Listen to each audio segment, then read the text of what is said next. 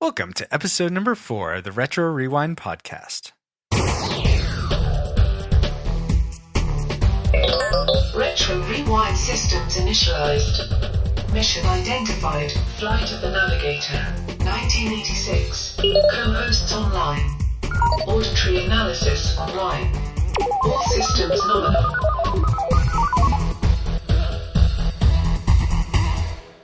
Hi everyone, this is the podcast where we talk about movies and video games from 15 or more years ago and let you know whether we think they're still worth watching today.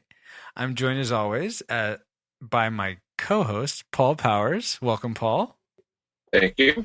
And we'll introduce our guest host for this episode in a moment, but Paul, I want to ask you, what is your favorite board game? What was your favorite board game growing up? Ooh, that's a tough one. Since Connect 4 is not really a board game, I would have to go with probably Monopoly. Oh, okay.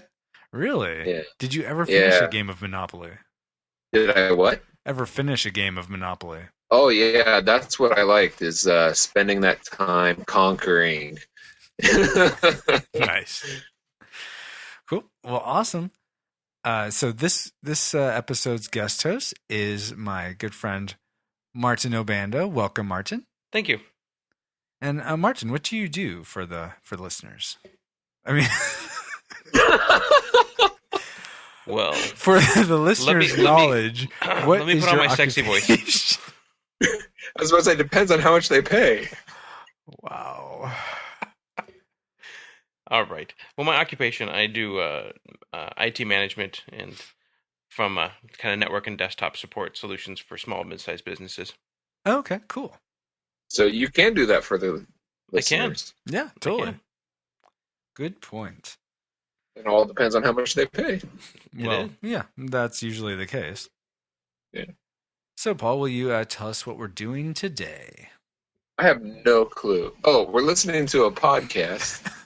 I think we're recording the podcast. Oh, yeah. Basically, we're going to have our usual YouTube segment, and as you heard in the intro, we're going to be doing our roundtable discussion on Flight of the Navigator. And we'll give you a final verdict on whether Flight of the Navigator is a classic or second class, and then we'll wrap up the show with announcements. Awesome. And with that, let's go ahead and get into our YouTube segment. YouTube systems engaged. Sounds like someone electronically farted there. Wow. Okay. It just Martin, so that you and the listeners know, our YouTube segment is where you share something you've seen recently. It could be new or old, though preferably new, and whether you liked it or not. And it's just to help our listeners get a sense of what types of things we like or don't like. Sure. How horrible your taste is. I mean, what? Nice, Paul. So does anything match that criterion, like movies or video games or even TV? For me?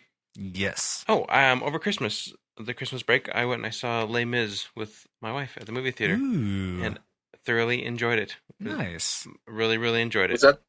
Was that the one with Liam Neeson? That's the old one. No, that's the non-musical one. This one is the new musical one with Anne Hathaway and other people that I can't remember off the top of my head. Oh yeah, that's the one where Wolverine and Wolverine Gladiator and Gladiator and the Catwoman and it's that one. They're in costume still. It's funny. A little out of place. Same costume? Same, like the Wolverine's dressed as Wolverine. Wow. Catwoman's dressed as Catwoman, and they're singing about Depression era London. It's a little out of place, but you just close your eyes and it's all. Wait, good. I thought it was in France. Oh No, it is. Well, hey, London's in France, by the way. No, it's not. Oh. It's in Paris. I know it's confusing with all those Cockney accents in France. Wow. All right. Anyways, it was a great movie. Really enjoyed it. I recommend it. Awesome. Yeah, Christy really liked it too. My wife, Christy, who you've heard if you've listened to all our episodes on episode 1. Paul, how about you? What is new on your tube this week? Or this episode, I should say. Well, on a previous episode, I said that I saw the Hobbit in 3D, but not in the high frame rate. Well, I saw it in the high frame rate. Oh, yeah? And I loved it. I know Ooh, I'm that makes me excited. there. There are many people who said that they didn't enjoy it, Hmm. but for me, the high frame rate made the detail amazing. Oh, I mean, really? that movie, Nice. when you go see it, there's all these kind of details in it, but when you go see the high frame rate, it's even more detailed. Oh, And cool. a lot of the past, what? I just said, oh, cool. Oh, okay. Uh, it is hard to get used to. It looks like you know those old black and white movies where it looks kind of sped up a little bit. Uh huh. The action in there looks like that, and that's hard to get Oh, used to. I'm not interesting. sure exactly why that is, Uh huh. but but that aside, like whenever the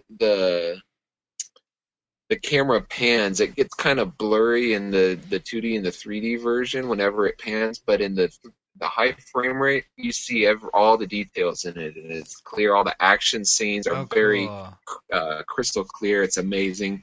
I can't wait to see the second Hobbit movie end in high frame rate, or any other movie in high frame rate from now on. That's going to be my thing. Yeah, I mean, like I said, that gets me excited to see it in high frame rate, and um, though I've heard since so many people don't like that, I've heard that that may not be something that catches on, so to speak. But at any rate, I'm excited to see The Hobbit Yeah, in high frame rate. yeah, I heard that it may not catch on, but if it's available, I'm going to go see it. I liked Awesome. it. Very cool. I think Peter Jackson's going to continue with the high frame rate. I think that's his. Oh, you think so? Yeah, I wouldn't. I would be surprised if the next two Hobbits aren't following the same thing. Okay. If nobody else does it, That I would still be think weird. Yeah. I still think he will continue to do that, and I Cool. think but I think other producers and other directors in large scale movies like Titanic or Lord of the Rings or things like that are going to follow with the same high frame rate. I Mhm. agree with Paul. At first, it was a little distracting. It looked a little too plasticky. Mm. But then once you kind of settled in, and I mean, you're talking 5 minutes in, once you're settled in, it's visually just beautiful. Oh wow, awesome! I'm highly I did encouraged hear now, guys. James Cameron. He wanted this was like a year or two ago. He wanted to do the next Avatar movie Mhm. in high frame. He wanted to do it's like either 60 or 90 frame rate. Ooh, But crazy. the movie theaters came back and said, "We can't show that. Our projectors can't do that, and we don't want to spend. We just upgraded to 4K. We don't want to upgrade again. Right. So that would be amazing to see at that frame rate. Mhm. Oh, Very cool. Yeah, that gets me jazzed. Thank you, Paul.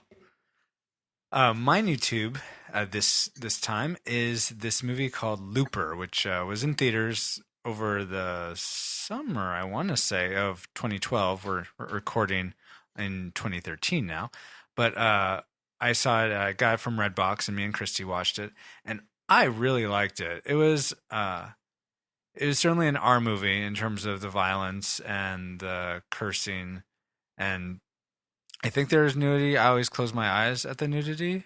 And Christy says, "Okay, you can look now." But anyways, but I just love the arc of the character of. I'll try not to spoil it if you haven't seen it, but the no, arc. spoil it because I'm about to.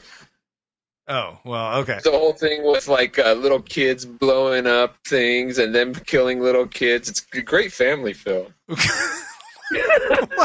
You're getting confused with Newsies. Oh. That's Newsies. Wow. Okay.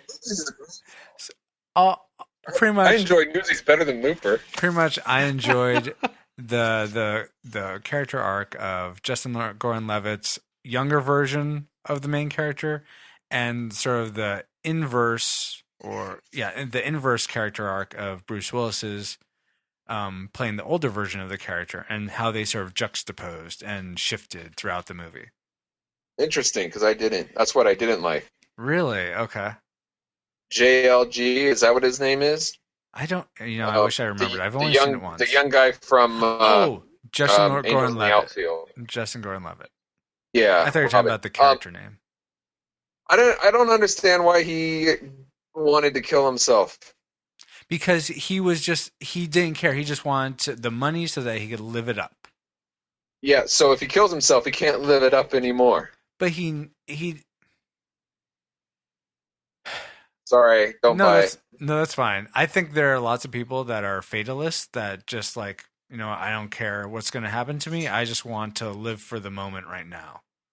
Yeah, and that's hard to have that kind of character as the main character because most people, I would argue, are not like that. Mm-hmm. So it's hard to connect with. Now that I can understand that if you didn't connect with them because a lot of people aren't like that. But I don't think I really connected with him in that way. I think I just connected with him in the sense that actually, you know what? I didn't connect with the character until much further into past the halfway point of the movie when he started changing essentially and developing into who he became toward the end of the movie. Up until then, I was just sort of along for the ride. And so it was the ride that got me to that point where I liked it more for just this sort of actiony, I guess it's not really that actiony, but the actiony bits of the movie. I didn't see that much character change in his character. So just a curiosity, what character arc did you see? So, and again, everyone, this is spoilers for Looper. So definitely fast forward a few minutes, but if you don't want to hear. Essentially at the beginning, like you said, he's very much just wants the money, just wants to live it up, and doesn't care that he's going to die in 30 years. He just doesn't care about that. And then as he gets to the point of being detoxed from the eye drugs he is on and he starts to care about protecting this. It's weird. You'd think that this character wouldn't care about trying to protect these people, this kid. All he cares about is killing his older self and getting the payout. But he sort of shifts into wanting to protect this family. And he does it initially just to kill himself because he knows that's where they're going to come. But eventually he develops like, I really want to protect this boy and his mom. And as he gets to know them, he develops more to the point where by the end, he sees that the only way to truly save them is to sacrifice himself, which I thought was really compelling.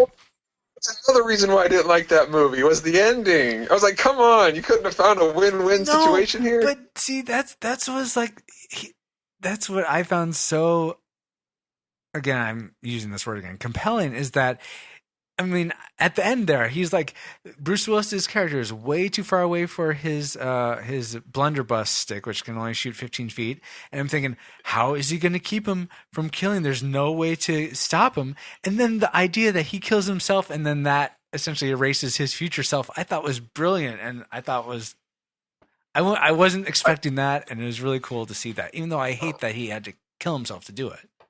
Yeah, I wasn't expecting it. I didn't think it was cool at all. Well, you know what? We can still be friends, Paul. Yes. But I did think the little kid did a good job of acting. And yeah. I was really taken aback. What did the director tell him to make those kind of faces? Right. You know? Well, Mark, what'd you think? I actually saw it just the other day myself, and it took me a little bit to get involved in the movie. Mm-hmm. I really was I didn't find it very exciting. I found it kind of slow at first. Mm-hmm. But I think overall it ended well. For me, it would have probably been just a one-time watch movie. Mm-hmm. If somebody says would I recommend it to them, I'd say sure. It was fun. Wasn't great in my opinion, but mm-hmm. I did enjoy it. I didn't think too highly of it. I didn't really delve into the space travel time of it. Speaking of people going back in time and doing things, I'd much rather watch Back to the Future. But that's just me. Or even Flight of the Navigator. Oh. We'll wait for the end. That does have a Back to the Past, doesn't it? Yeah. Well, yeah, he goes to the. Well, you know what? Let's just go ahead and get into it.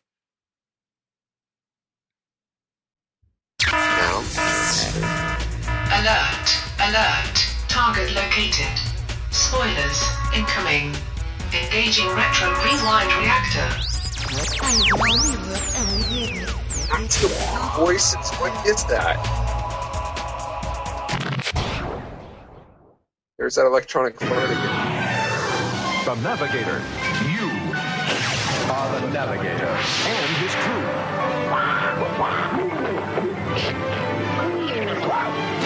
Are on the mission of a lifetime. 20,000 feet and falling. Disney's Flight of the Navigator starts August 1st at a Famous Players and other selected theaters.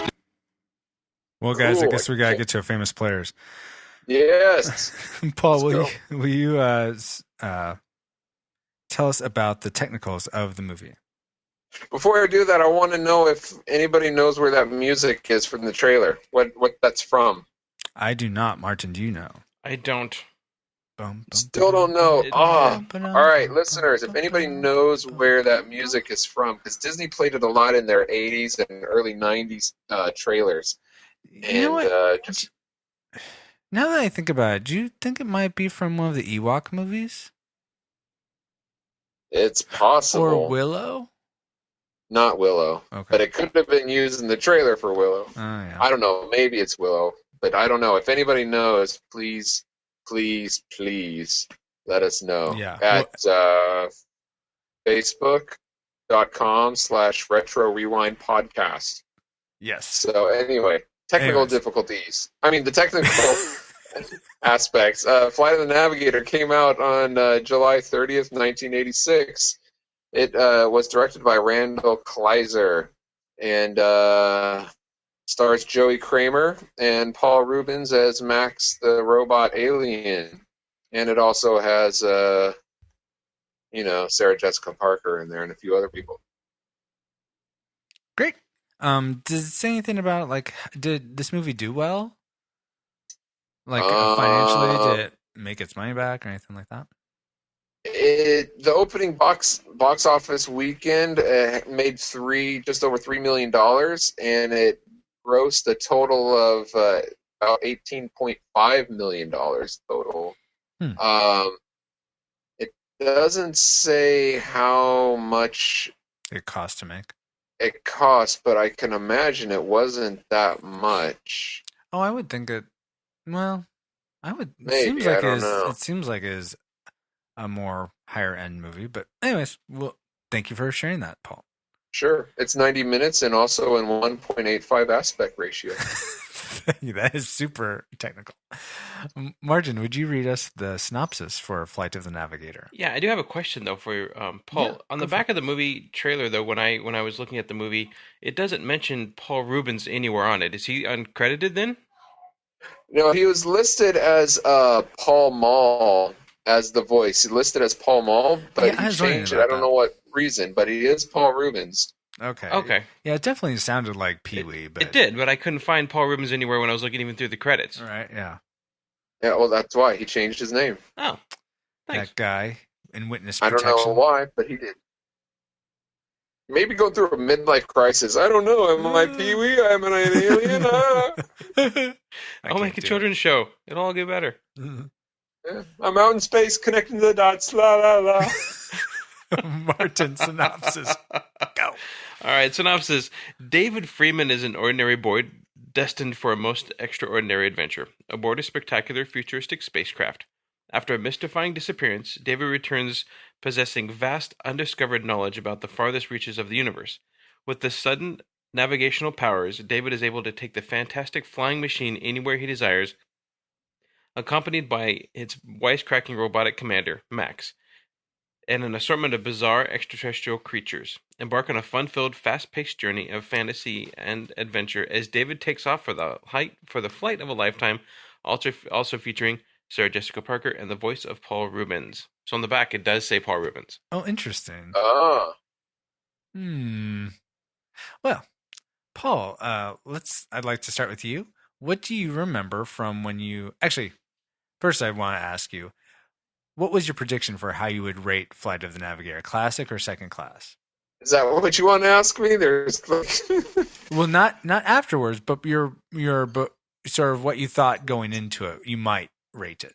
I was on the fence, leaning towards no. Leaning toward no. I think. Huh? So leaning towards second class. Yeah. Oh, okay. Cool. And Martin, how about you? Going into it before you rewatched it, did you think, I think this will be a classic, or I think this will probably be second class? I'd say second class. I mean, I remember enjoying it as a child, but I didn't think too much of it along the way. I didn't think it never really stuck out. Parts of it stuck out, but not the whole movie as a whole. Okay. And for me, I thought this may be a classic. I wasn't. I was kind of on the fence like you, Paul, but I wasn't really sure. But I was leaning more toward the classic end. So as we go through the roundtable, we'll find out whether we all landed on those or not. All right. So Paul, what is one of the things you remember most about Flight of the Navigator from your childhood watching it? As a child, I saw this on the Disney Channel back. I didn't see it in the theaters, but when on the Disney Channel. But when the Disney Channel was good, and before they put commercials and everything, and they showed good stuff back then. So I remember watching it as a kid. I remember Max the alien flying around a cool spaceship. Remember the rocking out to the Beach Boys because I was about that age and I really liked the Beach Boys. So those are things that stuck out of my head. Mm-hmm. And how did they compare to rewatching it? Did all those serve? So when I watched it, I really enjoyed the robot. I thought rocking out to the Beach Boys was kind of cheesy. But I was like, wow, but you know, that was probably me at that age doing that kind of thing too. Yeah. And it was really cool flying scenes, and I was actually shocked how I didn't remember. As a kid, you don't really notice the visuals all that much, as you do as much as an adult. But I was really impressed on how good the visuals were for a movie made back then. Oh, totally. Like, are you talking about the spaceship specifically? Yeah. Yeah. I only actually. Oh, okay. That kid's costume, all CG. How did they do it? I was just blown away by how the spaceship, when it wasn't really flying in its fast mode, it looked completely real. I'm like, how are they making this big metal thing float? It was just amazing to me how all the what I assumed to be visual trickery they did live on the set. I was pretty impressed by that. I think I remember, for some reason, I remember watching a behind the scenes thing, and sometimes the ship was actually like a big inflatable helium balloon. See, I wondered about that, but it just so didn't look like inflated. It looked metallic. Yeah, it doesn't look, because, you know, it doesn't kind of like hover there like a balloon does, yeah, you know? Exactly. But yeah, I was very, like, even with the steps, like, how did they make it look solid? How did they make it look floating? Yeah, I have. Martin, do you have any insight? I don't have any insight. I mean, I can find out, you know, that's what the Google's for, but no. I do remember, you know, I remember as Paul mentioned, I remember Beach Boys. That song stuck out in my head. I remember Max doing that little turning the head dance thing. That's like he just turns a little bit. I remember that, and I thought that was, I mean, I guess for an alien that only can move in that many directions, or a robot that can move, that would be the best way of dancing. Probably, yeah. I remember the leaking scene. That stuck out, you know, because I was a kid. You know, bodily function humor when you're a kid, it sticks with you. So yeah, I do remember. I remember the fact when he says he has to take a leak, and then they go underwater, and he asked if water was going to get in, and he said, "I thought only humans leaked," and so I thought that. You remembered that? Well, you know, come on. It talks about going to the bathroom. I mean, that's just why me. wouldn't I remember? Why wouldn't I remember that? I mean, and I remember, you know, the music, of course, and just it going really fast. I remember the fast speeds when it goes into fast mode. Mm-hmm. But yeah, I forgot about that. That the ship changed and formed to go. Mm-hmm.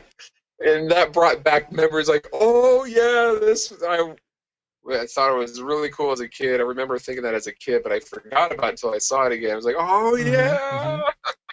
Now, it's interesting, and talking about the ship some more, did you guys have either of you ever played Metroid or know what that game is?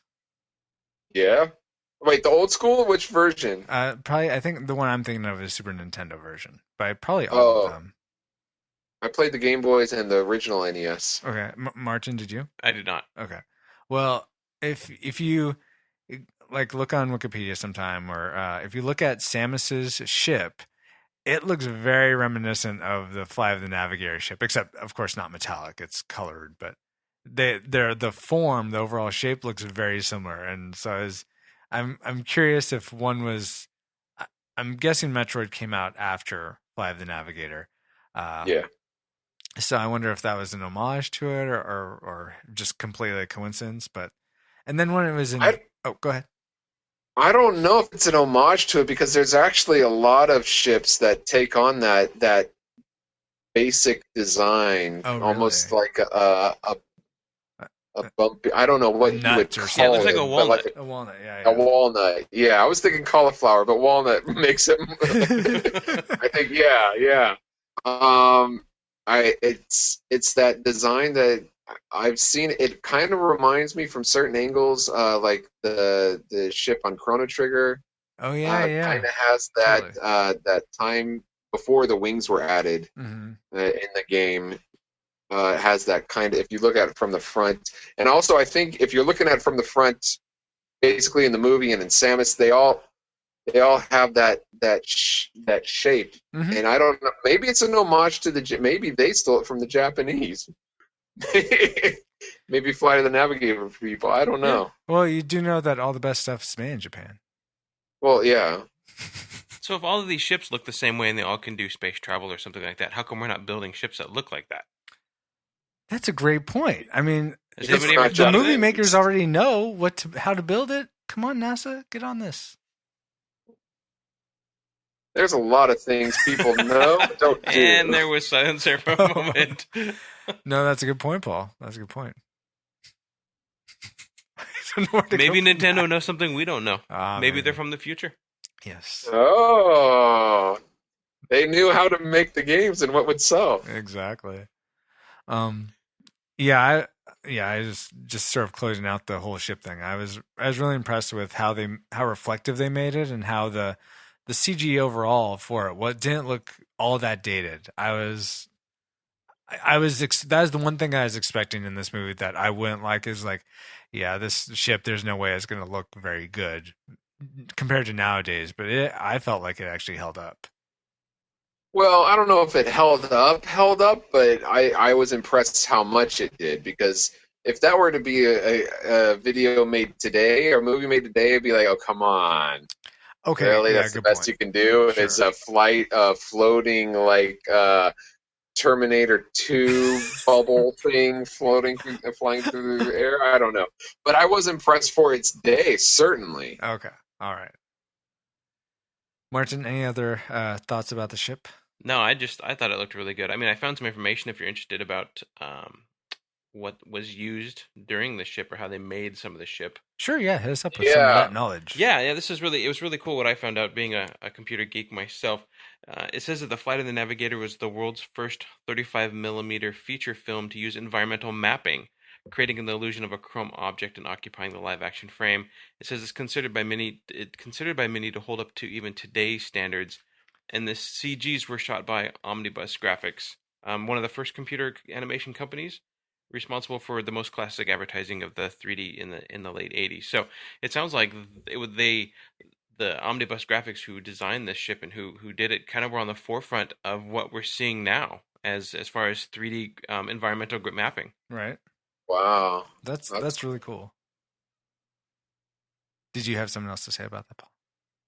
No, the idea of 3D environmental mapping, even back then, I think is such a leap forward. Mhm. It's like that's just, I think, recently become the standard, like in the past 10 years, and this was almost 20 years ago. Mm-hmm. So That's crazy. you'd think that we'd be more far advanced by now, maybe. Never mind. Wow, kind of critical of today's CG technology. I know. Jeez. Look, if they were doing this then, why aren't we, going to the future now? Come on, we're almost to 2015. Where are hoverboards and flying cars and ships that look like walnuts and CG that looks like real life? Let's go, people. That's right. Yeah. Glad we're all on the same page. Exactly. I'm right into the film industry as soon as we get done here. Strongly worded Because they letters. could make That's things right. happen. I'm going to put some words down on some letter that are not going to be able to be read out loud without blushing. It's funny how this person that's so concerned with the future is sending this in snail mail. Oh, I'm going to lick a stamp. That's how mad I will be. I will lick a stamp. And I will put it on a piece of envelope, and I will send it, and they may or may not receive it in 1 to 2 weeks. But the inside of it, when they open it, strongly worded. Oh my goodness. So besides strong words, Martin, do you have any memories of Flight of the Navigator, and how did those memories compare to when you actually rewatched it? Watching it again, I thought it was fun and enjoyable. It was nice to sit down and watch a family movie, something that I could have shown to my kids. Mm-hmm. I really enjoyed it. I laughed at moments that I forgot about. I completely forgot about the whole. I did forget about NASA being involved, and I'm not sure why. I think the space travel and the little creatures in the ship stuck out way more than the whole interaction of NASA trying to get these hidden secrets. And so then, of course, looking at Ralph, the little robot that moves around, that's kind of the automated, what we have now is a Roomba, and now, but I can't get the Roomba to work right, but yet they can get Ralph to travel across the whole NASA facility to deliver David from one building to another. Well, here's the thing: you need Sarah Jessica Parker, and then Ralph works. Oh, I need Sarah Jessica Parker to come over and make my Roomba work. Sounds good. But all the computer animation and the green screen made me reminiscent of first generation not Back to the Future, first generation. Movies? Well, no, first generation computer games. Oh, right. The Oregon Trail. Oh, I was gonna say Space Avatar, Space Invaders. Oh no, even back before that. Okay. Like old school green screen. Carmen Oregon Trail. San Diego. I remember. I remember Carmen San Diego. But yeah, so Oregon Trail was awesome. Yeah, so I think I enjoyed it again. It was I think I enjoyed it better than I thought I was going to. Awesome. Very cool. I'd agree with that. Yeah, I enjoyed it better than I thought it would too. Yeah, it blew me away how much I really liked it, because I had remembered, and sorry to steal this from you, Martin, but I had remembered liking the movie when I was a kid for most of it, and then toward the end of the movie, sort of like, I don't want to watch this anymore. I'm bored. And I honestly, rewatching it, I have no idea why I felt that way. I was engaged from start to finish. Except, the dogs with the frisbee in the beginning. I was like, oh, this is fine, but what's going on? Christy loved that though. Totally forgot about that. All these references to aliens, like with the frisbee and then like the water tower. It's like, aliens gonna pop up somewhere. Yep. But anyway, so I was very engaged the whole time. But going back to what you were saying, Martin, was so watching again, it was really fun. You're glad that you could see it with your kids. Is there anything that you remembered liking that like you didn't like? No.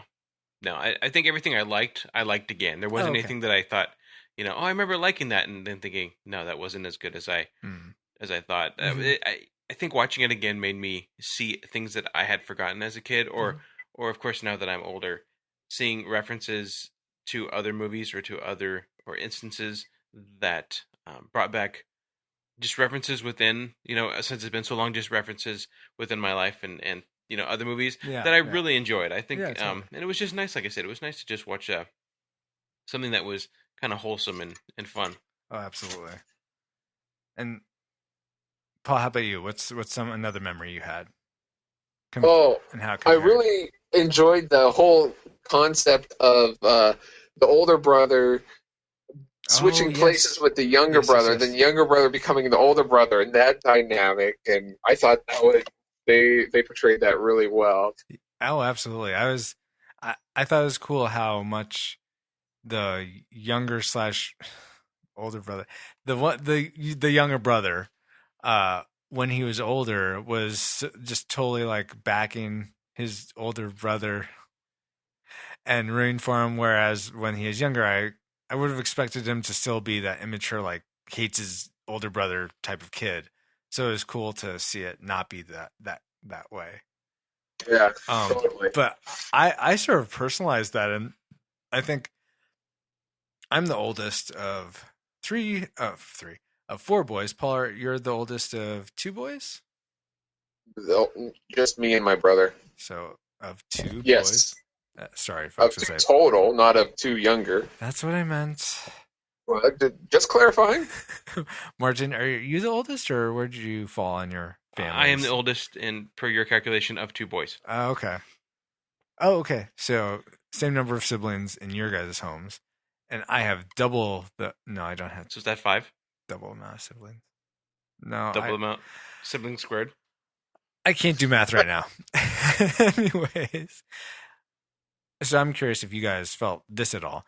I felt like if I had any of my brothers older than me all of a sudden, I don't think I could handle that, because so much of my, like, who I am, I feel, is sort of derived from me being the oldest. I mean, I guess I would adjust, but it would be very, like, crippling mentally for me. How about you guys? Sounds like a character development that you could work on. Exactly. And people would relate to me because I'm that cool. Yeah.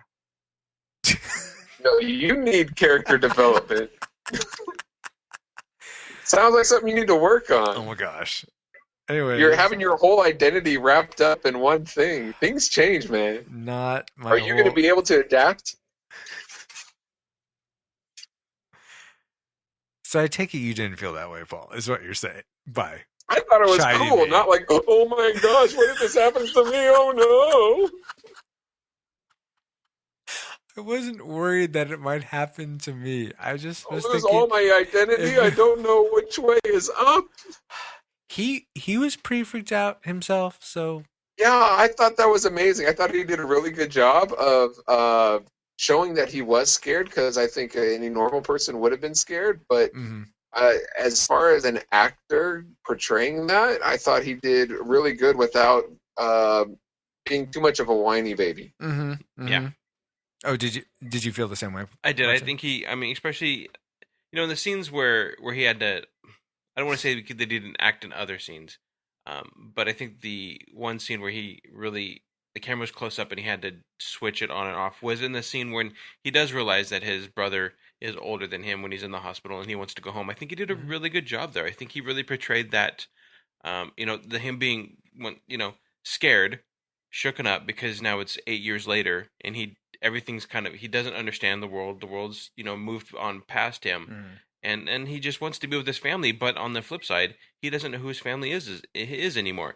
He's, his parents have had to grieve and had to process this and had to kind of move on without him. And now they're back and they want to be, they want to be with him, but he doesn't, they're different. Yeah. And as far as he knows, it's just been an instant. So As Paul so eloquently put, people change. people do change. People change a lot in 8 years. Yep.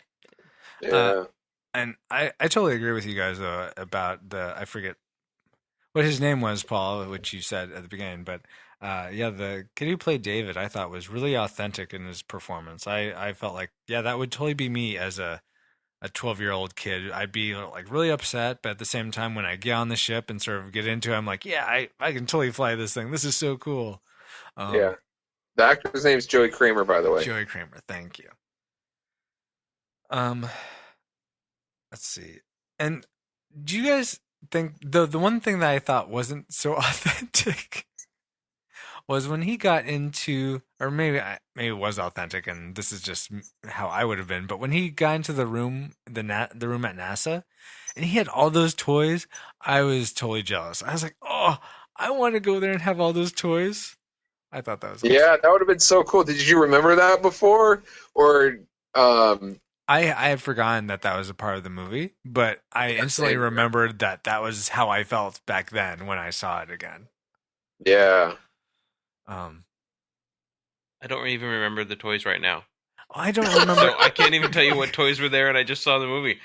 I don't remember specifically the toys. I think there are some Transformers, but I just there weren't like really big name brand ones, but you could tell like NASA just hooked them up. Exactly. Um, My and Little Mule instead of pony because they're just off trans. They're just off. Transmorphers. That's right. That's right. So what'd you think of the NASA versus the alien ship? Are you asking me or Martin? You mean how NASA was so 80s and the alien ship was so futuristic, and just the complete contrast between the two? No, but yeah. Well, how the That's not what I was asking. I mean, but go ahead and answer. The alien ship was round and smooth and was shiny, where everything NASA was boxy. Boxy and green screen, and kind of cold and just it had that cold feeling where the ship was very had that kind of a warm feeling, like a fun feeling, and NASA was just business. I don't know if I'd say the ship felt warm, but it certainly felt way more futuristic than anything. How about inviting? Yeah, I'd go with inviting because he just jumps right in. Well, when I'm not allowed to get in car with strangers, and that boy just jumps right in a spaceship. Yeah, good point. Come on, parents. Where were you those 8 years? Maybe there was candy inside and we didn't see it, so I don't know. There was this amazing galaxy inside. Max enticed him by candy. When he stepped inside that ship and it showed the inside, I was totally blown away with how beautiful it looked in there. It looked like you were going into seeing the night sky out in space. It totally blew me away. And it's so beautiful, I can't help it. Well, but were you guys expecting that? I mean, I didn't remember how amazing it looked in there. Yeah, I didn't remember the contrast between the two as a kid, but seeing this time, I thought the film did a good job of showing the difference, where a lot of movies today, it's kind of like, well, this is kind of futuristic and this is more futuristic. Mm-hmm. I thought they did an excellent job contrasting the two. Sorry, you cut out there for a little bit. You said they did an excellent job of contrasting the two? Yes, it's exactly what I said. Ah, perfect. One other thing I want to mention about the kid is just, this is one of my memories, and I had forgotten that this was the case, but I actually learned how to put my shirt on sleeves first from watching this movie. Before that, do you mean like this time we watched it, or when you were a kid? When I was a kid. Okay. Oh my gosh. That would explain why when I first met you, you were shirtless, and I thought maybe you were just really, really warm, but I didn't want to ask. I get hot, it happens. Actually, so instead of really just putting your head through the big hole and finding the two little holes with your hands. Too many steps. Yes, exactly.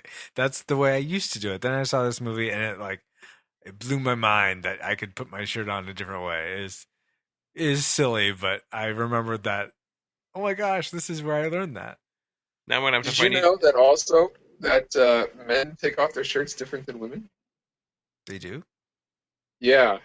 Typically men grab from the back and pull and yank over, and women grab from the bottom and flip and do that.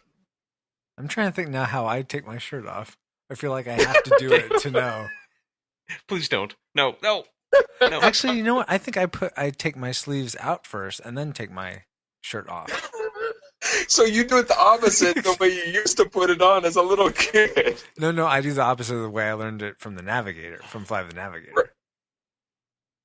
So I think the next movie the next movie we should do something with putting your pants on, because this podcast is a little awkward with you sitting there without any pants on. A little TMI. Yeah.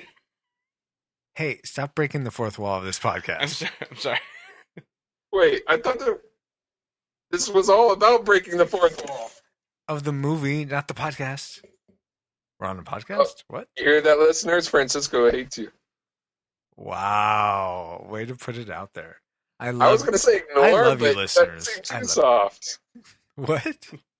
I said I was going to say ignore, but that seemed too soft. Oh, okay. Well, I'm glad you upped the threatening quotient. Anyways. What? Time's up. Oh. Apparently.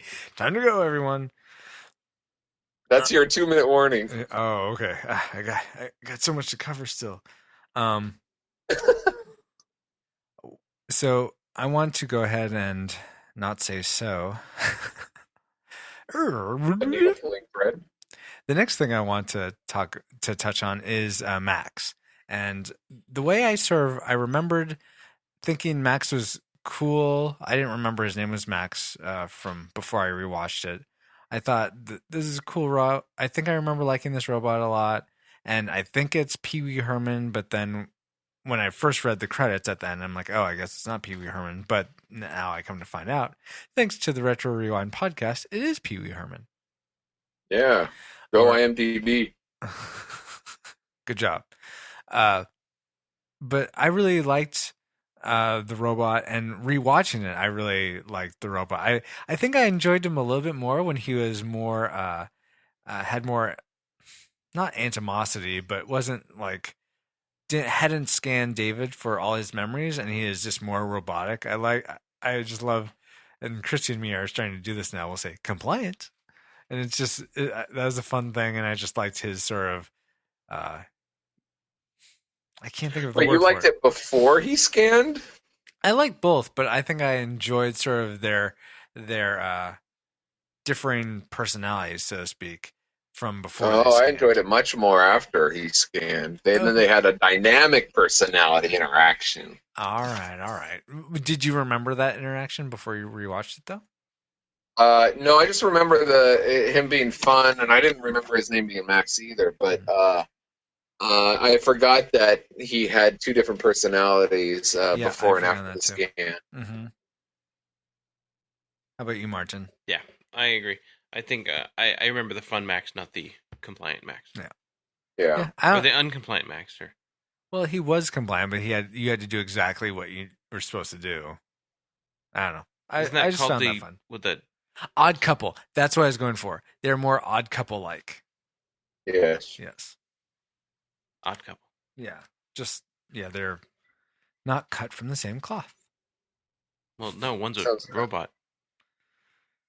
I don't know if he's a robot as much as he's an alien. Is he a robot? Actually, I think he is a robot because the way he describes himself sounds like he was built for a certain mission as opposed to an alien who was assigned a mission.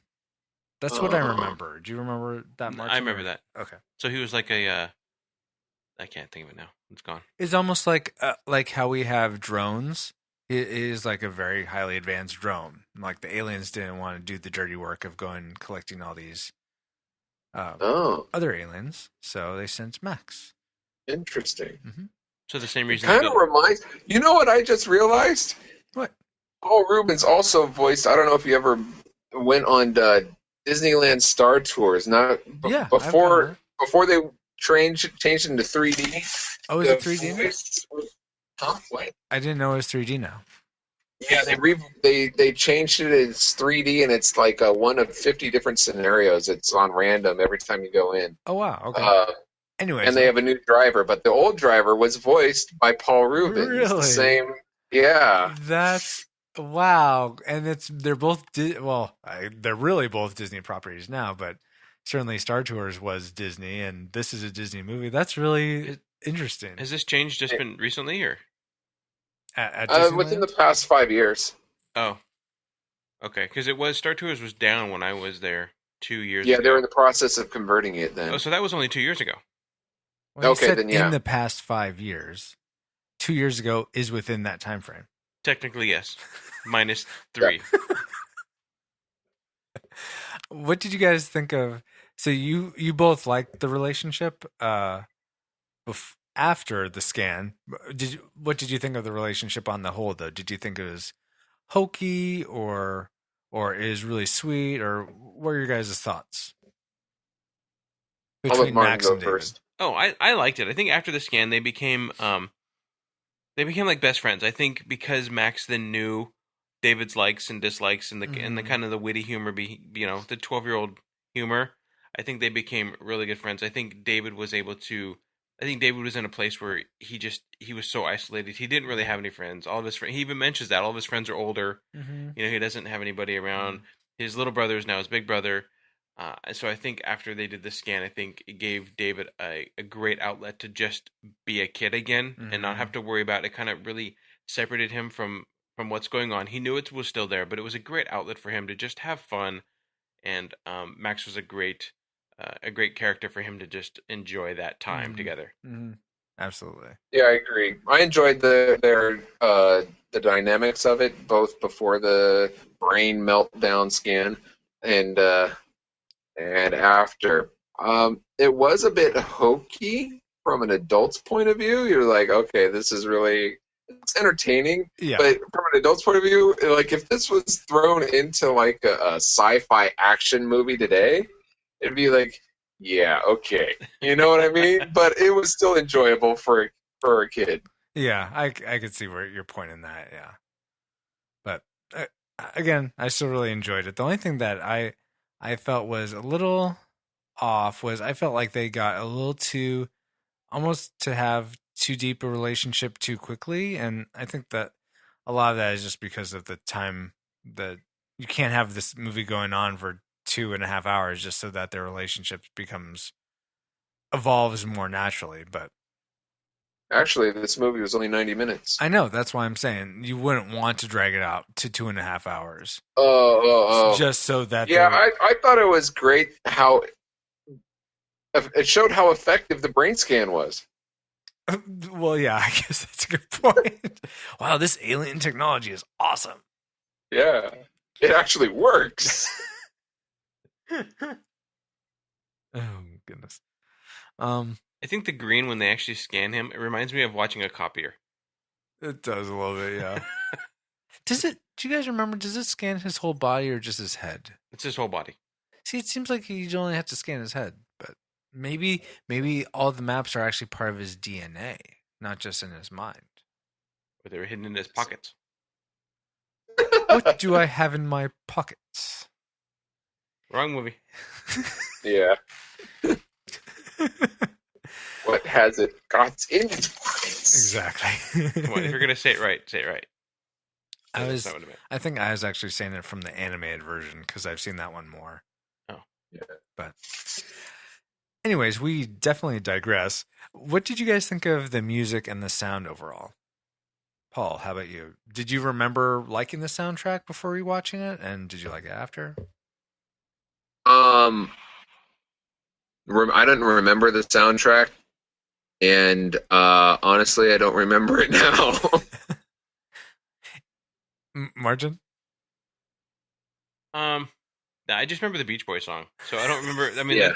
I think that's the one that really stuck out. Yeah. It wasn't any of the other music. I didn't remember the music either. I liked it. I thought it fit the movie. It was synthesizery, like sort of 80s movies music, but not too much. Like if you go back and watch, in my opinion, if you go back and watch movies like Terminator or Lady Hawk, for some odd reason, it's highly synthesizer piano music, and I have no idea why. But here I thought it certainly fit well, and it wasn't overly done. And I didn't realize this, but the composer is Alan Silvestri, who's actually the composer for Back to the Future, which soundtrack I love. And more recently, he's the composer for Captain America and the Avengers. Well, there you go. High quality class stuff here. Exactly. But I'm guessing this is probably one of his first movies. I don't know that for sure, but are you guys fans of Alan Silvestri? Oh, huge fan. Do you even know who he is, Martin? Not a clue. I think he arranges musical notes, maybe. Into a sequence that is melodious and harmonic? Oh, well, it depends on who you ask. All right, good point. He also did Forrest Gump and Castaway.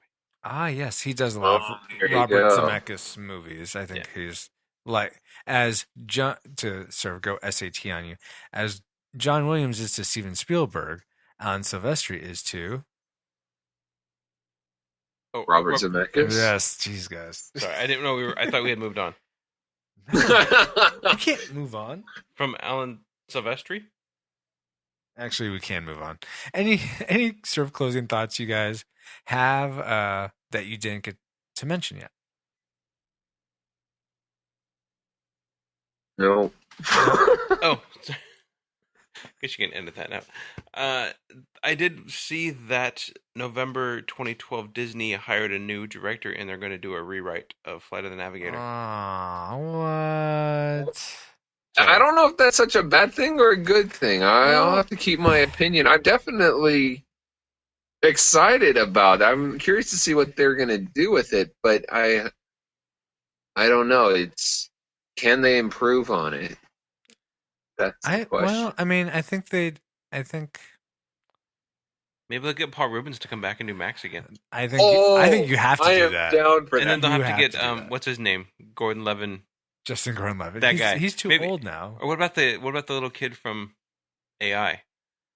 He's too Well, old. he's old now, too. Haley Joel Osment. Yeah, that guy. He's too old too. All right, never mind. Maybe the little kid from Looper. Yeah, the Or little the- boy from Looper. Or the Olsen twins. Wow. Wait, what decade are you in? Wait, is this 1992?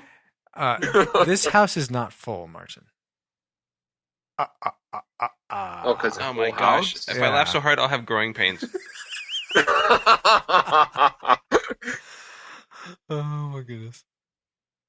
Alrighty. Cut it out. All right, There you exactly. go. All right. Don't mess with the hair. What hair? Uncle Jesse's hair. He was always like Oh, doing yeah. stuff to his hair. Yes. This has been the Full House Minute of the Retro Rewind podcast. All right, let's go ahead and move on to our retro reviews, also known as the Moment of Truth. All right, Paul. So, in your opinion, is Flight of the Navigator classic or second class, and why? The moment of truth. I would say this is second class, based upon my definition of what is a classic.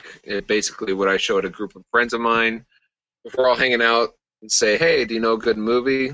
It's like I don't think I'd recommend it to one of my older friends, but if they have kids, then yes, I'd recommend it to their kids. But Okay. for me, it's second class. And so, all right. So, what would be a Watch out, movie? it has an S word. Oh yeah, that's true. We didn't go into that, but yeah, I was surprised. I didn't remember there cursing from as a kid, but there Right. definitely was in the theatrical version. Anyways, I was going to ask you though, what would be a movie similar to Flight of the Navigator? It could be old or new that you would say is a classic. Spaceballs, because it has to do with traveling through space. But it's more of a time travel movie. I guess space too, because he goes and collects aliens. All right, Yeah. Spaceballs. All right.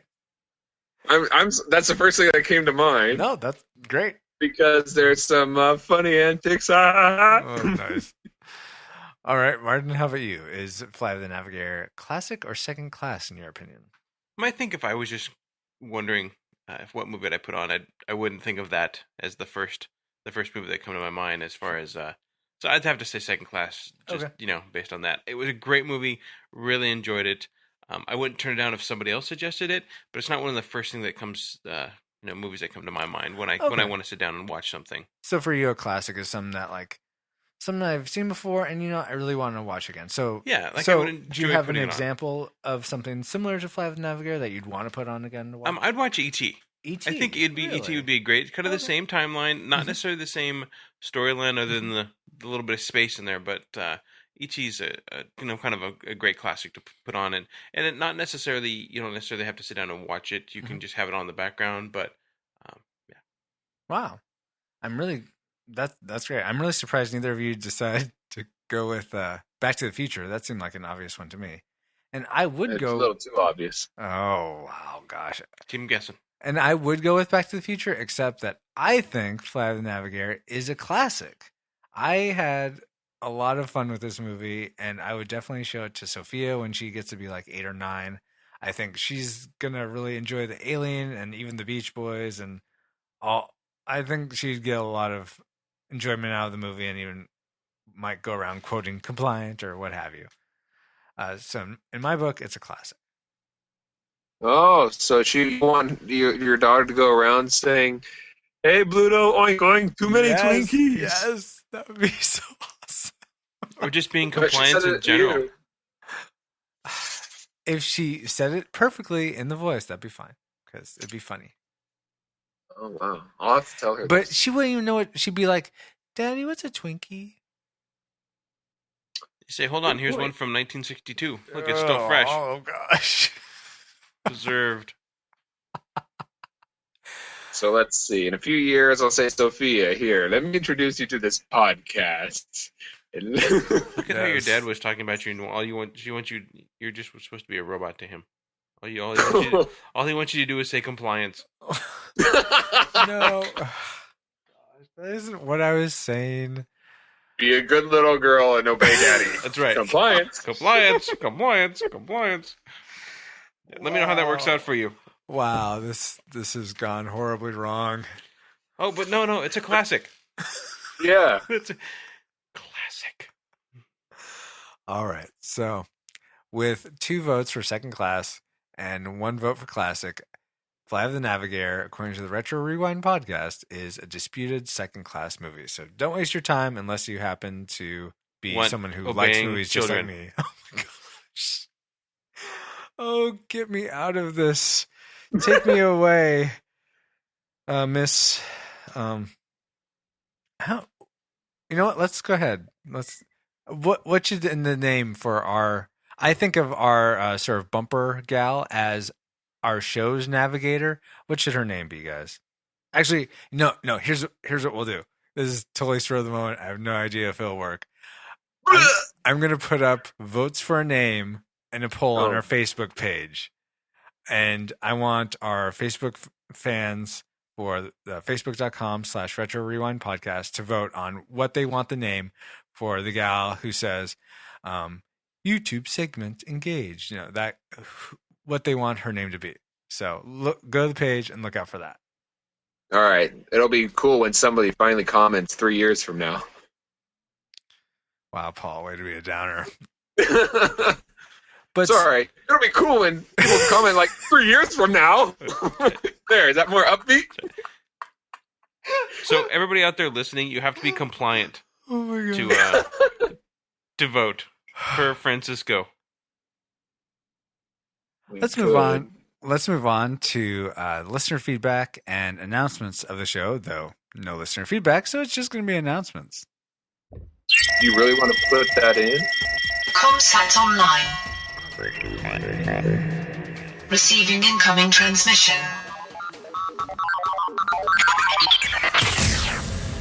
Talking over the yet to be named bumper lady, Paul, what did you say? I forget now. I have ADD too much. Oh, okay. Well, you can go back, listen to the episode, and let me know. I guess I could do that too. All right. Yeah, because I have nothing else better to do. I mean, sure. Sorry. I got a little snarky there.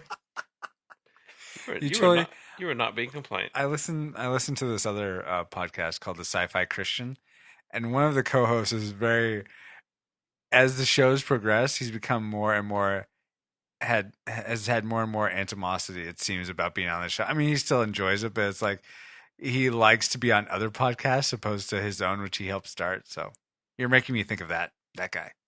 Stop it. Because I'm on so many others. Yeah, good point. But if you were on others and people wanted to contact you, how could they do that? Oh, me? They can contact me on Twitter at Paul J. Powers and tweet me there. But the best way really is to go to the Facebook page of Retro Rewind Podcast and contact me there. I'm in the friends. Awesome. Thank you so Yeah. much, Paul. Martin, do you have anything? How can people contact you? And do you have anything to promote? Sure. You can contact me at my website. It's www.obandocomputing.com. They can reach me there. There's a contact us form, or you can find me on Twitter and Facebook. Just look up obandocomputing.com or Obando Computing. You can find me at all those places.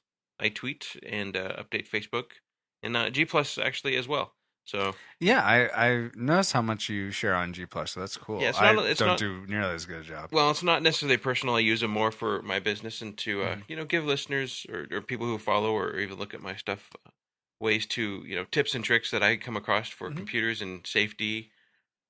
So if you're interested in things like that, find me there. Lots of Linux stuff. Lots of Linux stuff. And thank you, Martin, by the way.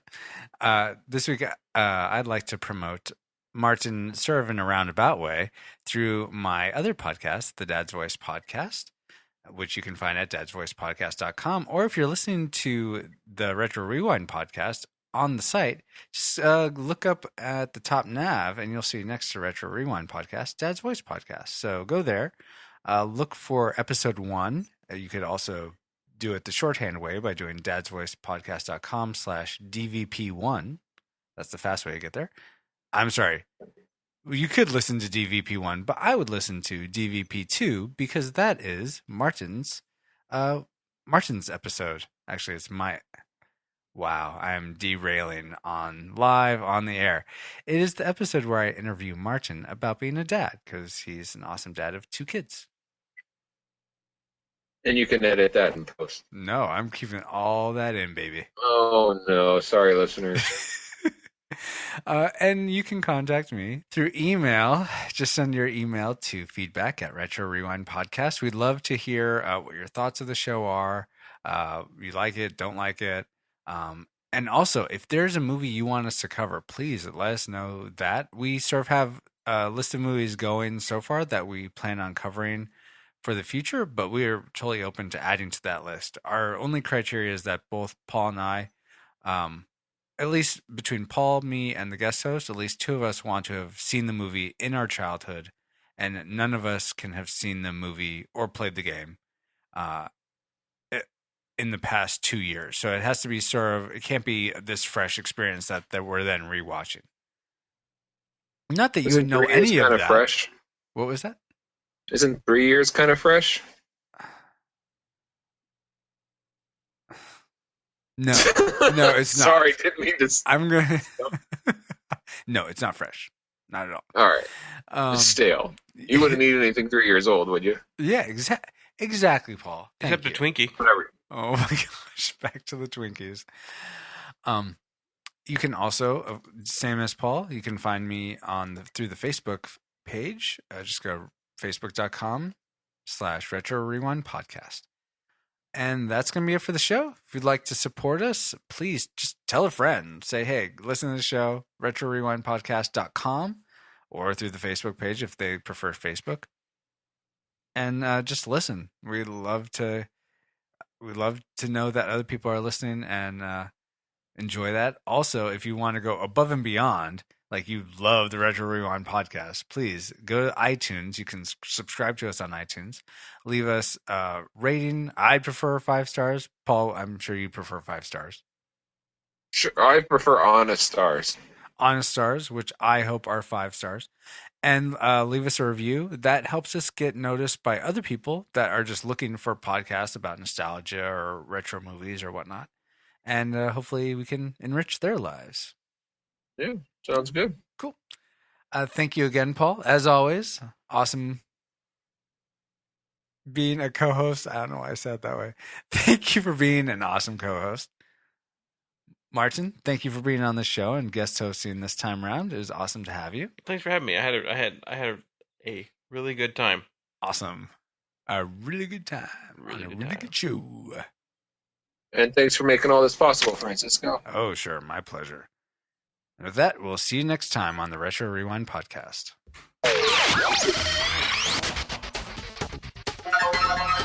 Again with the senior? This isn't the video podcast. You're going to record over this anyway. It doesn't matter. And this thing is so long. It's still long. Oh wait, it's not as long. It's 30 seconds. Oh my goodness, it is long. Oh my gosh. Okay, I'm going to stop the recording and pray to God.